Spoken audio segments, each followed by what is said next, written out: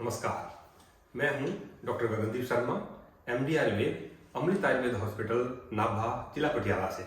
दोस्तों, आज हम बात करेंगे पंचकर्म चिकित्सा। आयुर्वेद में पंचकर्म चिकित्सा का बहुत महत्व है।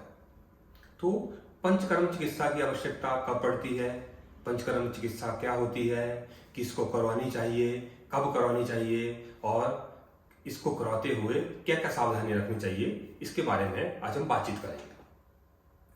पंचकर्म चिकित्सा एक ऐसी चिकित्सा है जिसमें शरीर की अशुद्धियों को, शरीर की इम्प्योरिटीज को, शरीर में बीमारियों को पैदा करने वाले जहरीले तत्वों को शरीर से बाहर निकाला जाता है। आयुर्वेद में चिकित्सा दो प्रकार की होती है, एक शमन चिकित्सा और एक शोधन चिकित्सा। शमन चिकित्सा में हम मरीज को दवाइयों से उसका इलाज करते हैं। दवाइयाँ चूर्ण के रूप में, गोलियों के रूप में, काढ़े के रूप में, आसवरिष्ट के रूप में शरीर बीमारी की दवाई दी जाती है। लेकिन देखा गया है कि जब तक हम दवाई देते हैं तब तक बीमारी शांत रहती है, या कुछ समय के बाद जैसे ही हमारा परहेज कम होता है, बीमारी फिर से पैदा हो जाती है। तो उस ऐसे समय में जिस चिकित्सा का वर्णन किया है वह शोधन चिकित्सा, और पंचकर्म एक शोधन चिकित्सा है।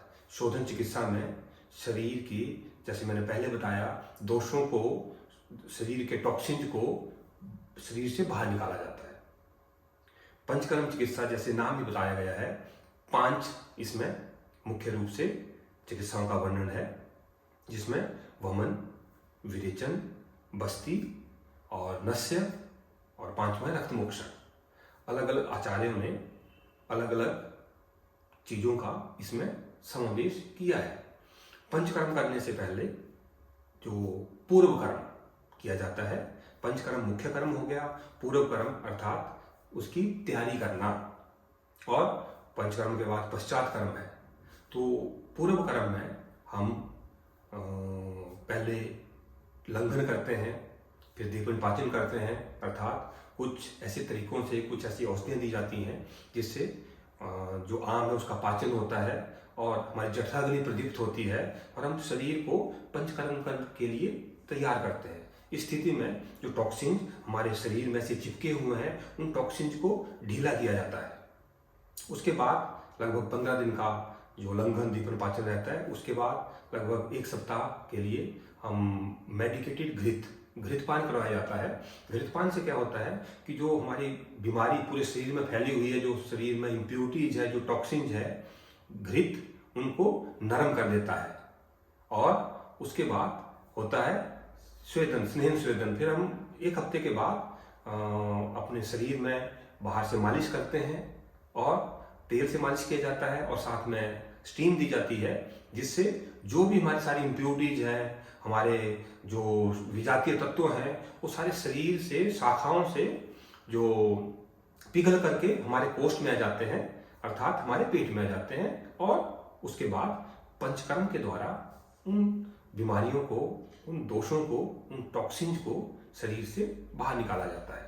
जब हम उनको मुख मार्ग से बाहर निकालते हैं, जब कफ दोष प्रकोपित होता है तो उसको वमन कहते हैं। जब मोशन लगा करके या लूज मोशन के द्वारा जब उनको जुलाब के रूप में बाहर निकाला जाता है, जैसा कि पित्त प्रधान दोषों में किया जाता है, तो उसको विरेचन कहते हैं। जब एनल रूट से अनीमा की तरह, लेकिन वो अनीमा नहीं है, जो बस्ती की प्रक्रिया है वो अनीमा की तरह होती है, लेकिन वो शास्त्रोक्त है जो बताई गई है। जब कुछ दवाइयों के कुछ तेल या काढ़े को हम अनीमा के रूप में जो है शरीर के अंदर भेजते हैं, उसके बाद इसके द्वारा जो शरीर की शुद्धि होती है, इसको बस्ती कहते हैं। तो ये वात रोग में प्रमुख रूप से होती है। ऐसे ही ऊर्जत्रुगत रोगों में बहुत अच्छा वर्णन नस्य का है, और इसी के साथ साथ रक्त मोक्षण का भी पंचकर्मा में बहुत महत्व है। ये आए 5 मुख्य कर्म। इन पंचकर्म करने के बाद संसर्जन क्रम का बहुत महत्व है कि किस तरीके से, जिस दिन आपने पंचकर्म किया उस दिन आपने अकेला दाल का पानी पीना है, अगले दिन भी दाल का पानी पीना है, फिर हल्की खिचड़ी लेनी है, फिर आपको नॉर्मल डाइट में आने के लिए आपको 4 से 5 दिन लगेंगे। इन पंचकर्म के अलावा और बहुत सारे ऐसे बाह्य कर्म भी हैं जिनका समावेश भी कहीं ना कहीं पंचकर्म में किया जाता है, जैसे शिरोधारा, जहाँ पर स्ट्रेस है, टेंशन है, या नींद की प्रॉब्लम है, या बहुत बहुत सारी बीमारियां हैं, वहाँ पे शिरोधारा का वर्णन है। जहाँ पर आपकी गर्दन का दर्द है, वहाँ बस्ती के साथ साथ आपकी ग्रीवा बस्ती दी जाती है, आभ्यंतर बस्ती के साथ साथ ग्रीवा बस्ती दी जाती है। जहाँ पर पीठ दर्द है वहाँ लोकली, कटी बस्ती और आभ्यंतर बस्ती दी जाती है। जहाँ पर शरीर में दर्दें हैं और बहुत सारी दिक्कतें हैं वहाँ पर अभ्यंगम, जिसे हम मसाज कहते हैं, और उसके बाद अलग अलग पत्थर पोटली और चूर्ण पोटली, उससे बॉडी में मसाज किया जाता है। इस तरीके से जहाँ पर दवाइयाँ काम करना कम कर जाए, या जहाँ पर दवाई लेकर के आपकी बीमारी सही हो लेकिन रोग दोबारा पैदा हो जाए, तो उस स्थिति में हमें पंचकर्म अवश्य कराना चाहिए। और पंचकर्म क्या सिर्फ रोगी को ही कराना चाहिए? नहीं, पंचकर्म स्वस्थ व्यक्ति भी करा सकता है। अर्थात शरीर को स्वस्थ रखने का, शरीर को शुद्ध करने का पंचकर्म एक तरीका है। दोस्तों, जैसे हम 4 महीने 6 महीने बाद अपनी स्कूटी की सर्विस कराते हैं, जैसे 6 महीने साल बाद हम अपनी कार की सर्विस कराते हैं, वैसे ही पंचकर्म एक हमारे शरीर की सर्विस करने का एक तरीका है, शरीर से अशुद्धियों को बाहर निकालने का एक तरीका है, शरीर की रोग प्रतिरोधक क्षमता को बढ़ाने का एक तरीका है, और शरीर की इम्यूनिटी को बढ़ाने का एक तरीका है।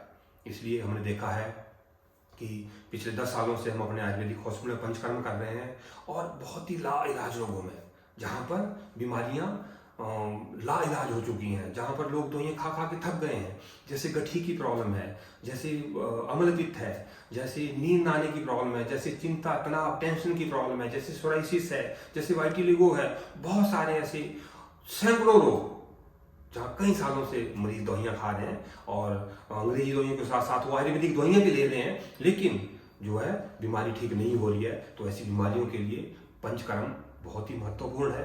तो आप अपने नज़दीकी आयुर्वेदिक चिकित्सक से मिलिए, उनसे परामर्श लीजिए और पंचकर्म अवश्य कराइए।